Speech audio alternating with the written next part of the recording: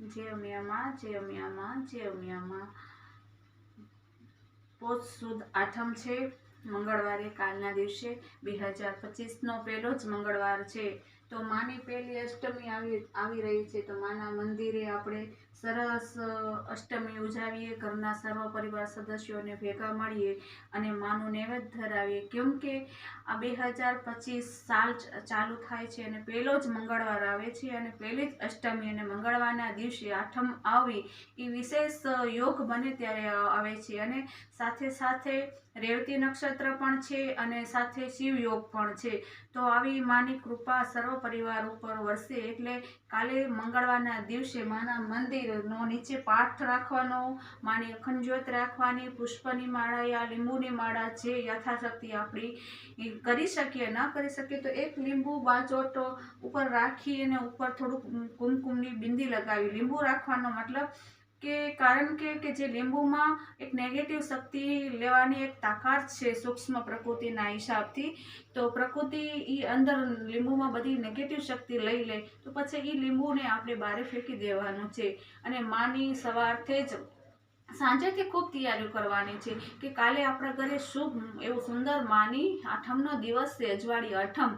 તો આપણે કાલે મંગળવારના દિવસે સર્વ ભક્તો જ્યાં દેશ વિદેશ પરદેશમાં રહેતા હો, માં ઉમિયાના કુળના હોય યા કોઈ પણ કુળદેવીના પોતાના સંતાનો, પોતાની કુળદેવીનું જે દિવસ હોય, જે તિથિ હોય, જેમાં જે સ્વરૂપે જે તિથિના પૂજાતી હોય એ દિવસે માનું અર્ચન, પૂજન, સેવા પૂજન થવું જોઈએ. તો માનો બાજોટ લાલ વસ્ત્ર રાખવાનું, લાલ વસ્ત્ર રાખી માં ઉમિયાને બિરાજમાન કરવાના, આહવાન કરવાનું, આહવાન કરી અને અખંડ જ્યોત રાખવાની.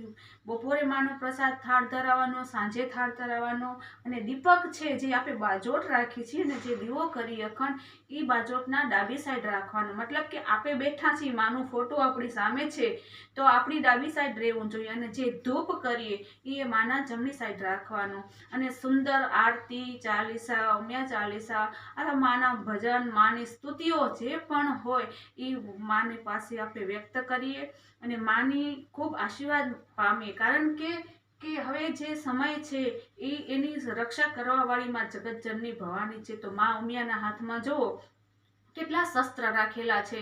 તો આપણા હાથની અંદર કે આપણા ઘરમાં તો માનો આદેશ કે માની મૂર્તિ કે માનો ફોટો આપને એ જ આદેશ દેહે સંદેશ પહોંચાડે છે કે તમે પણ આપણા ઘરની અંદર એવા શસ્ત્ર રાખો. આપણા હિન્દુના જે દેવી દેવતાઓ છે, રામ છે, હનુમાનજી છે, જગતજનની ભવાની છે કે શિવ છે, એ બધા દેવતાઓ જે હિન્દુના દેવતાઓ છે એ બધાના હાથમાં શસ્ત્ર છે.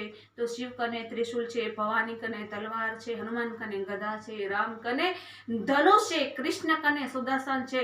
તો આપણા ઘરની અંદર પણ હવે એવા શસ્ત્ર હોવો જોઈએ. કારણ કે આપણી સુરક્ષા કરવા માટે એ આપણે જરૂર છે. અને માં ભગવતીનું જો આઠમના દિવસે પૂજન થાય, અર્ચન થાય, અનુષ્ઠાન થાય તો એના જે મહામંત્રો છે જે મા કાલીના દરબારથી સર્વને આપવામાં આવ્યા છે. તો ઓમ જયંતી મંગલા કાલી ભદ્રકાલી કપાલિની દુર્ગા ક્ષમા શિવા ધાત્રી સ્વાહા સ્વધા નમસ્તુતે, આ મંત્રનો મંત્ર જપ કરી માને રીઝાવી અને માની કૃપા, માની કરુણા આપણા સર્વ પરિવાર ઉપર વરસે. તો માનું આ ખાલે ખૂબ આહવાન કરજો.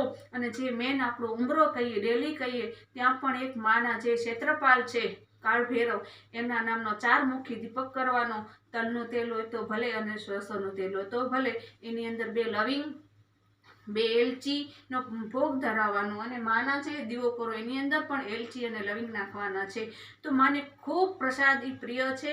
તો આવી રીતે માનું આહવાન કરો અને ખૂબ માને રીઝાવો. કારણ કે જગતજનની માં ભવાની, શિવની અર્ધાંગની સાક્ષાત માં પાર્વતી સ્વરૂપ ઉમિયા જે આપણા ઉપર અનંત ઘણી કૃપા કરે એવી માને પ્રાર્થના કરશું. તો માની ભક્તિ અને શક્તિ અને માના આશીર્વાદ સર્વ ઉપર વરસે એવી શુભકામનાઓ. જય ઉમિયામાં.